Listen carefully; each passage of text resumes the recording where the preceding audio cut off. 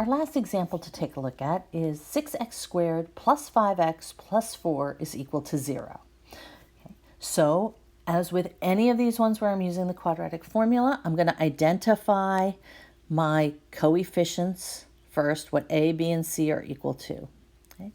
So I can see here that a is going to be equal to 6, b is equal to 5, and c is equal to 4. Okay. So I'm going to write those down.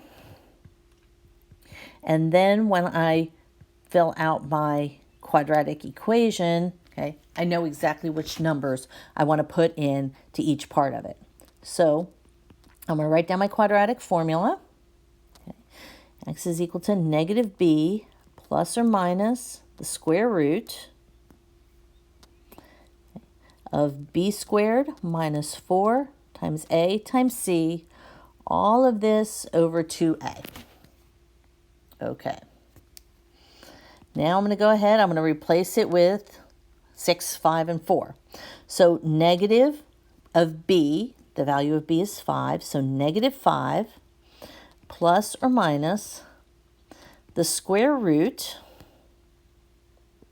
of b squared, so that's going to be 5 squared minus 4 times a is 6 times c is 4.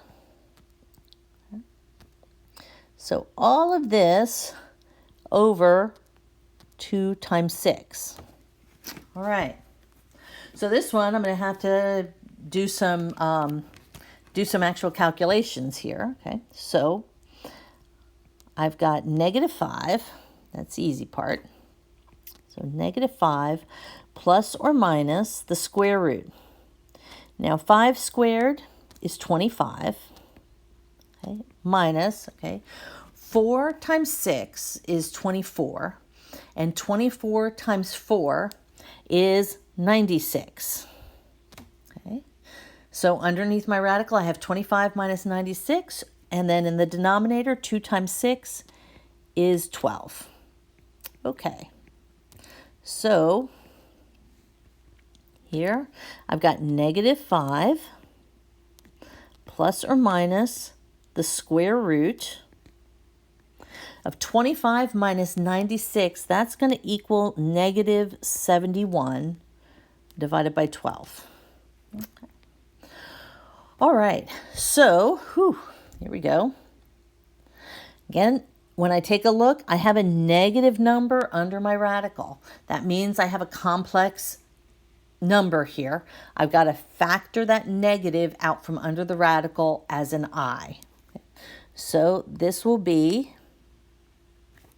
negative 5 plus or minus I times the square root of 71 divided by 12. Now then again, this is a complex number because it has I in it, okay? So it's a complex number, so that means I have to write it in the form of a complex number, a plus b times I, okay? So that means what I have to do is I have to split this fraction up into the real part, negative 5 over 12, and the imaginary part, I square root of 71 over 12.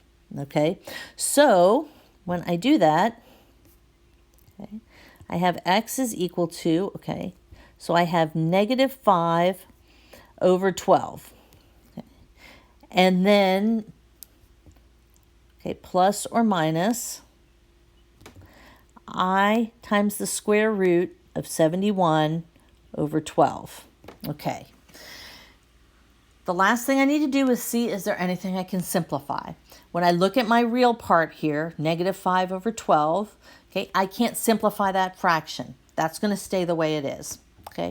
Now that when I take a look at my complex portion, I times the square root of 71 over 12, okay, the first thing I need to ask myself is, can I factor or can I simplify the square root of 71?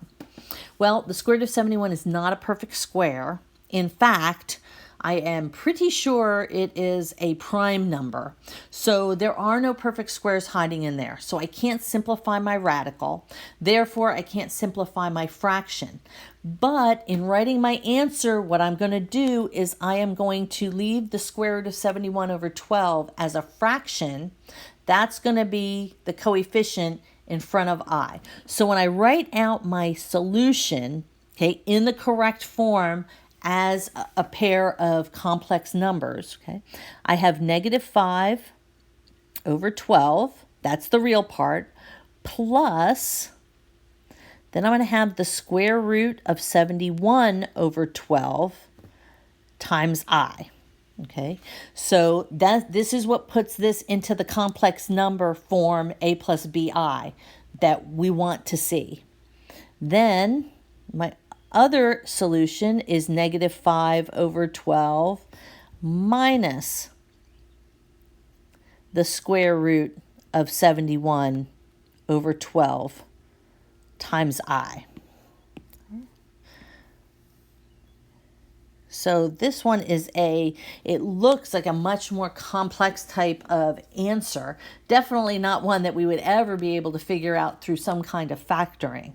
Okay, and this is the case where the quadratic formula is really, really helpful in finding those solutions to our quadratic equation.